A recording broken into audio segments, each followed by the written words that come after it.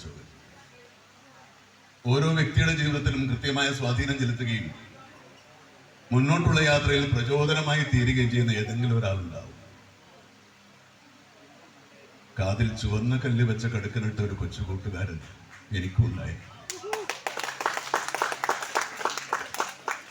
ഒന്നുമില്ലാതിരുന്ന അശോകനെ എല്ലാമാക്കി തീർത്ത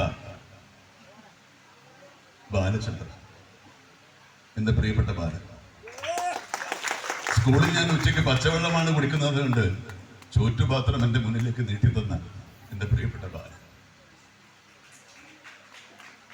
അവന്റെ അച്ഛനറിയാതെ മോഷ്ടിച്ചെടുത്ത പണം കൊണ്ട് ഞങ്ങൾ സിനിമാ ടാക്കീസിൽ ബന്ധിരുന്ന സിനിമകൾക്ക് കടലമുട്ടായി വാങ്ങി തന്നു. സ്വന്തം ജീവിതത്തെക്കാൾ ഞാൻ നന്നാകണമെന്നും വളർന്ന വലിയ ഉയരങ്ങൾ എത്തണമെന്നും അവൻ ആഗ്രഹിച്ചു. അവന്റെ അച്ഛൻ ഉച്ചയ്ക്ക് ഊണ് കഴിക്കാൻ പോകുന്ന തക്കം നോക്കി അവൻ എനിക്ക് മുടി വെട്ടിത്തരും, വായിക്കാൻ പുസ്തകങ്ങൾ തരും. എന്നിലൊരു നടനുണ്ടെന്ന് ആദ്യമായിട്ട് പറഞ്ഞത് അവനാണ്. അവനിലൂടെയാണ് ഞാൻ ലോകം കണ്ടത്. ഒടുവിൽ സിനിമ പഠിക്കാൻ മദിരാശിയിലേക്ക് പോകുമ്പോ കാതിലെ കടുക്കൻ വിറ്റ് കാശുമായി അവൻ എൻ്റെ അടുത്തേക്ക് വന്നു.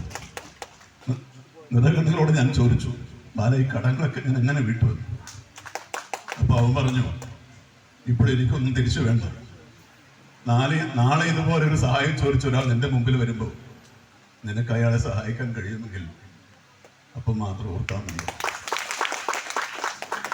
ഒരു പ്രണയത്തിലകപ്പെട്ട നാടുവിട്ട ബാലനെ ഞാൻ കുറെ അന്വേഷിച്ചു. ഓരോ ആൾക്കൂട്ടം കാണുമ്പോൾ അശോക എന്നൊരു വിളിക്ക് വേണ്ടി ഞാൻ കാതോർത്തു.